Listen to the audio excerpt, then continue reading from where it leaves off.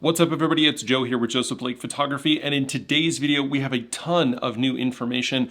Apple has released the M4 Mac Mini, that little tiny Mac Mini that we were expecting, but we also got our first look at the M4 Pro chip, and there's actually quite a bit to unpack, so let's jump in.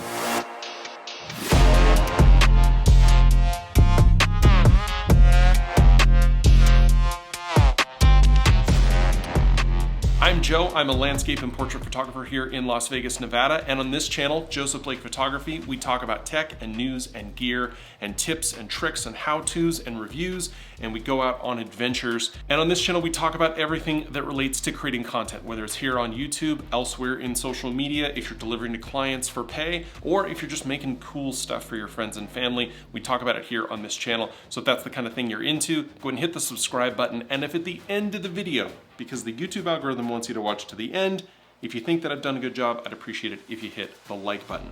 Links to all of my social media profiles if you want to follow me down below, as well as a total gear list of everything that I use both here in the studio and when I am out shooting. So we are deep in the busy season of portrait photography, taking photos for folks to send out as their Christmas cards. So right now my R5, my 85-1.4, and my 24-70mm are getting a lot of work. But when you take that stuff home, you need a powerful and fast computer to go through those photos or to produce that other content that you're doing, and that's where the M4 Mac Mini really comes in. So let's jump in. So I had done a video just about a week or two ago talking about the fact that we were expecting an October event. We were actually expecting it tomorrow. So yesterday we got the M4 iMac update, and today we got the Mac Mini. Apple has put out all of their press details and Amazon leaked it all early. It is very clear looking at all of these promotional materials that this was potentially going to be one big event stitched together, but they did decide to split it up into individual components. And interestingly, instead of it being kind of headlined by Tim Cook, who traditionally does these events, John Turnus, their SVP of hardware engineering, has actually been our host thus far. Which makes sense, right? This is a hardware thing. Although, as with the iMac release, the predominant focus in all of these videos and conversations is about Apple Intelligence. I talked in my last video about how disappointed I am in Apple Intelligence, and really in the fact that Apple is using the marketing for Apple Intelligence to kind of overshadow the hardware here. So I'm not gonna go deeper into that in this video. You can go back and watch my video about that. In today's video, we just want to talk about the hardware. So jumping in, we have basically two different versions of this Mac Mini. We have the Mac Mini with the M4, and we have the Mac Mini with the M4 Pro. Let's talk about the M4 version first. And the first thing that you notice is the size. They have miniaturized the M4 Mini, it's now more mini than it was before, from 7.5 inches by 7.5 inches to about 5 by 5. It's a little bit taller to allow for more air ventilation, but the previous version, if you remember, went all the way back to the Intel days. That hardware really hadn't had an upgrade in quite some time, so it was due, considering the fact that we are 4 generations into the update and the transition, I should say, into Apple Silicon. One of the most popular computers that Apple sells is the base model Mac Mini. I have purchased numerous Mac Minis in the last few years, whether it was basic computing machines at the office. I got my dad a Mac Mini. If my wife wasn't already using an M1 MacBook Pro, I probably would have tried to get her a Mac Mini. It is a phenomenal little computer with a ton of value packed in. And with this current update to the M4, skipping the M3, because we never got an M3 iteration of the Mac Mini, I think the value level here is pretty significant. Just going down the specs list, you have a 10-core CPU and a 10-core GPU, and that CPU is coming with 4 performance cores and 6 efficiency cores. Now, unlike the iMac, where the base model was actually coming with 8 cores, 2 of those efficiency cores were disabled, likely a binned CPU. This one's coming with all the power. So 10-core CPU, 10-core GPU, 16 cores in the neural engine, 120 gigabits for the memory bandwidth, which is a significant upgrade against the previous model, and all of the media encode and decode engines that we've now come to expect from Apple Silicon. So you've got hardware accelerated H.264, H.265, HEVC, ProRes RAW, AV1 decode, and those special ProRes encode decode engines. those are in every version of the Mac Mini from the base model all the way up to the highest spec Pro. Also available on all of the Mac Minis is that they come with a base configuration of 16 gigabytes of RAM. Also similar to the iMac that we talked about yesterday, and the updated processor with those media engines combined with that 16 gigabytes of RAM at its base price, I think is what makes this thing the highest value Mac they sell. Now, I'm not super excited about the 256 gigabytes of onboard storage, but when we talk about ports and all of that, then maybe you'll see the extensibility that is available. Now, the Apple website indicates that this unit will support up to 3 displays. That's 2 6Ks at 60 and 1 5K at 60, or a 4K at 60 over HDMI. That's in the base model. In the Pro model, you can actually do up to 3 6K displays at 60 Hz.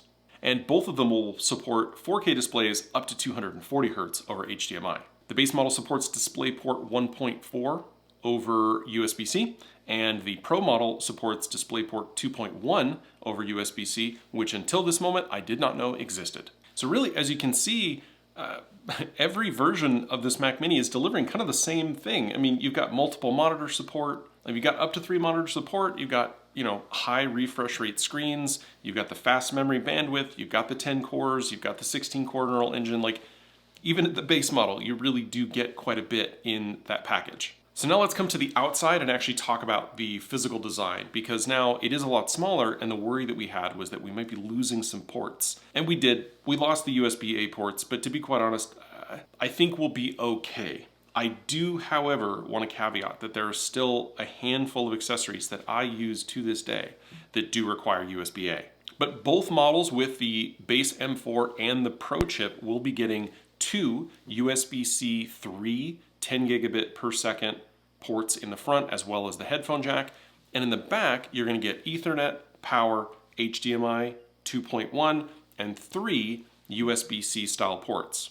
Now, depending on which model you get, those ports are going to be different, but that's a total of 5 USB-C ports. And again, as we talk about this, here's where there's not as much differentiation between the Pro and the non-Pro chip. Both will come with the ability to upgrade to a 10 gigabit Ethernet port if you want it.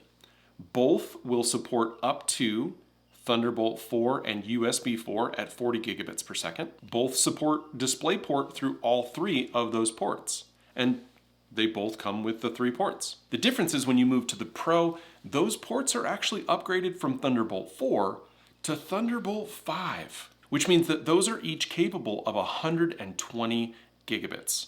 So if you're daisy chaining Thunderbolt devices together, or if you're using external hubs to plug in other accessories, and you're kind of slicing up the pie, so to speak, of your Thunderbolt channels, well, those Thunderbolt channels just got 3 times bigger if you're running the Pro chip. So if you know that you need that speed and performance, the Pro chip is the direction that you want to go. But I'm really excited that there's not as much differentiation. They didn't really like hobble the base model here. It comes with a lot.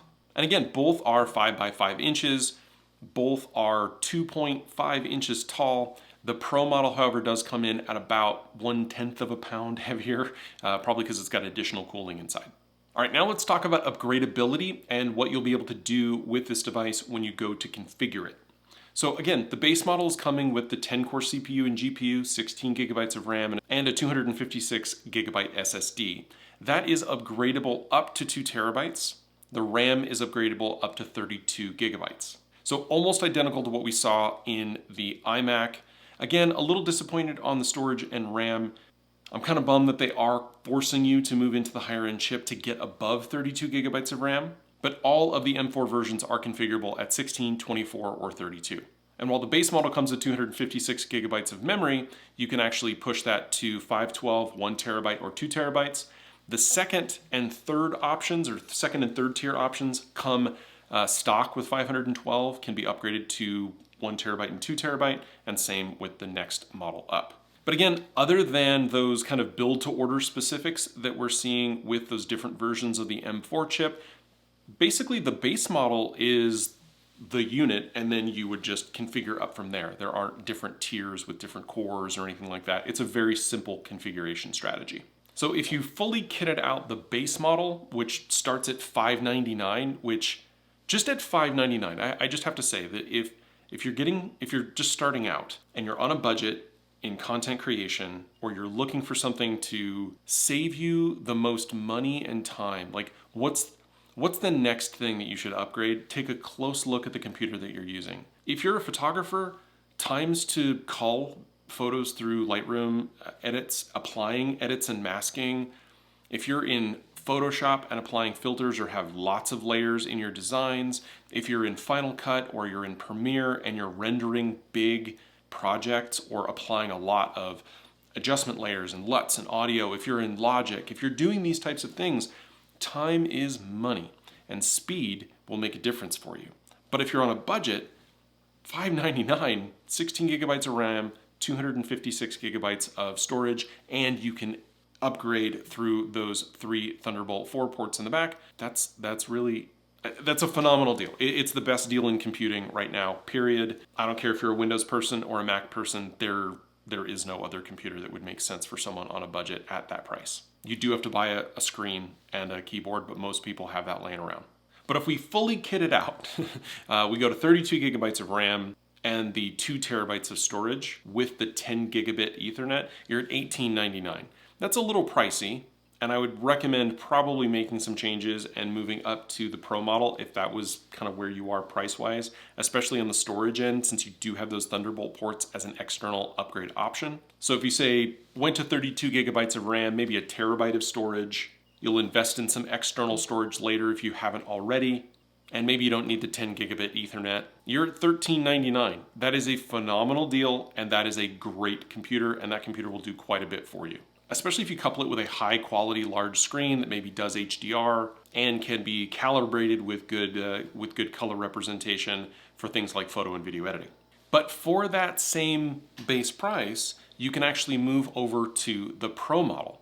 And that, with the Pro chip, that starts you at 12 cores on the CPU and 16 cores on the GPU, still the 16 core neural engine for Apple Intelligence. But also starts off with base RAM at 24 gigabytes and 512 on the SSD. So you do get additional value when we bump up to the higher end CPU. At that point then you also have access to additional RAM up to 64 gigabytes. I really wish there had been a 128 option here or 96 option, but I guess they're gonna hold that for the studio.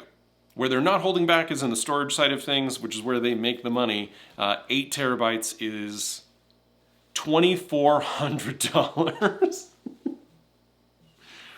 I'm sorry, I will say this again and again and again. I know that the RAM that they use is a part of the CPU die, right? They've got it packaged on there.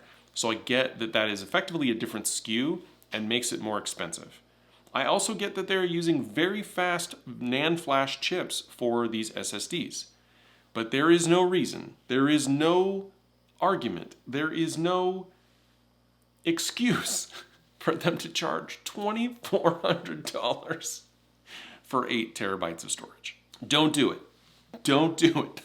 There are Thunderbolt and USB 4 compatible M.2 NVMe flash drive external enclosures that will allow you to, via Thunderbolt and USB 4, edit at 1500 megabits per second.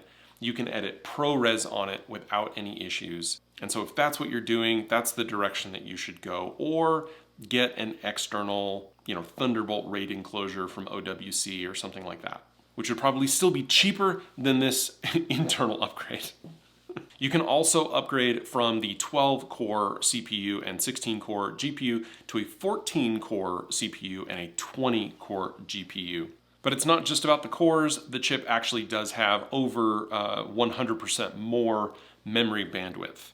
So not only do you get more memory, but it's considerably faster. It goes from 120 megabits per second to 273 megabits per second. So if you took that and spec'd it up with the 14-core CPU, the 20-core GPU with the 16-core neural engine, went up to 64 gigabytes of RAM, maybe 2 terabytes of storage, you're at about $2,800. Now that's expensive. That's not cheap, don't get me wrong. But I still think it is a phenomenal value for what you get. The M4 base model at $599 with 16 gigabytes of RAM and 256 gigabytes of storage with 3 Thunderbolt 4 ports in the back, 2 USB-C ports in the front, and HDMI 2.1 with Ethernet.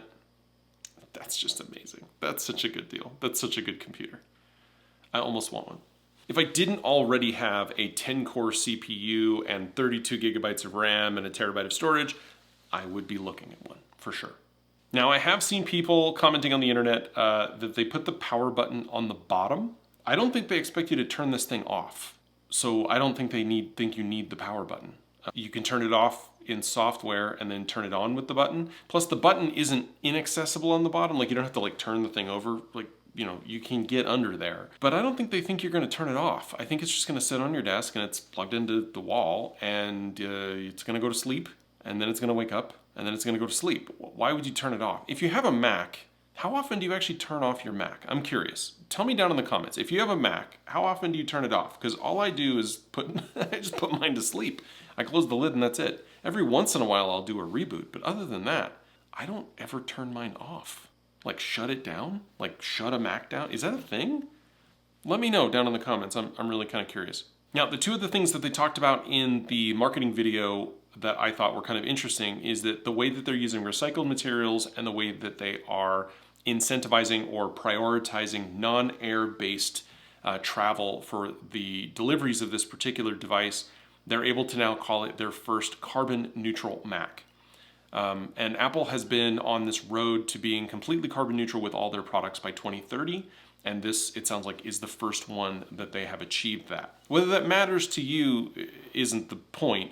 It's that they set out to have a specific goal. We are 6 years from the date that they claimed that they were going to hit that goal, and they've hit it officially with their first product. But the thing that really piqued my ear, the thing that I listened to the most is, and they kind of dropped this in as they were talking about Apple Intelligence, which I kind of my eyes glaze over and I don't listen, is that they talked about transcription and they said, here, I'm gonna let you listen to it. So you can use AI to instantly apply video effects and generate captions for a ton of posts with the upcoming version of Final Cut Pro. So I edit a lot of stuff with Final Cut. I like Final Cut quite a bit. It's fast for me, it's really fast. But one thing where it's not fast is when I need to do kind of quick turnaround edits for a lot of talking videos. And so I've been using Premiere for more of that, because Premiere has a really great transcription engine that's built in. So it transcribes your video and then you can actually edit with text. I was using another piece of software for this previously called Descript, and then I would have to import that into Final Cut. But that app has a monthly subscription and I've already paid for Final Cut. I'm already paying for Premiere in my Creative Cloud license. And Premiere has it baked in, so I don't have to do any importing. I can just make those cuts right there and then I can do whatever I want. But the rest of the process of layering clips and audio and all that, I personally prefer Final Cut. So now they're talking about transcription in Final Cut. And I know that a lot of people, especially folks who are doing short form vertical video on places like Shorts, Reels, and TikTok, having captions in your video is a huge and important feature. And Final Cut really hasn't had anything along those lines. So being able to do, as she said, effects and transcription with AI in an upcoming version of Final Cut, that's a big deal. And well, the Final Cut Pro Creator Summit is in 2 weeks. It's the 13th through the 15th of November. And while we've never seen a release or an update of Final Cut be announced there, wouldn't that be the perfect place for them to announce all the things related to an update to Final Cut Pro? They dropped the 10, right? They stopped calling it Final Cut Pro X or Final Cut Pro 10. We're at 10.8 right now. Maybe we're gonna get Final Cut 11 and they'll do like what they've done with macOS and just move on to the next number. If that version of Final Cut has transcription and the ability to edit videos via text, I'm back in Final Cut full time, baby. But I need that. I need that. And it's very interesting that they've kind of tipped their hat to the idea of an update to Final Cut with the release of the Mac Mini, because I think a lot of people are using the Mac Mini and the Mac Mini with the M4 Pro as a video editing machine. They also name dropped After Effects in this video, which I thought was really interesting. Previous videos where they've talked about video editing, they talked about DaVinci Resolve. I want them to reclaim their own product. Like, do they not see Final Cut as a potential competitor to Premiere and DaVinci Resolve? I mean, I know it's not in a lot of instances, but for me, for quick turnaround, and especially people doing social media, where you just need something that has, it's fully featured, but it's a little more simple maybe than something like Premiere, and especially simpler than DaVinci Resolve. Final Cut's a good option for a lot of people, and it's fast on Apple Silicon. It's super fast. I really like Premiere. It is not slow, don't get me wrong, but it is not as fast as Final Cut. What drives me crazy about Final Cut is the user interface and the fact that I can't edit via text. So fix that and I'm there. So, huge update in the Mac Mini. We have the teeny tiny little size now. We've got a good look at the M4 Pro. It looks very exciting, and I'm sure we're going to be seeing it now in the new MacBooks that we'll probably see in the next day or two, as well as a future version of the M4, maybe Max and Ultra in a studio unit, and maybe the Ultra in a Pro unit at the beginning of next year. That's when we're anticipating that is going to be, not till next year. But as soon as it happens, or as soon as we hear anything about it, I will be making videos about it. So if that's the kind of thing that you're into, I'd really appreciate it if you hit the subscribe button. If you watched this far and this video was informative to you, I'd really appreciate it if you hit that like button that tells the algorithm that I'm doing all the right things. Go ahead and find me down on all the social links down below, and I will see you in the next one. Thanks.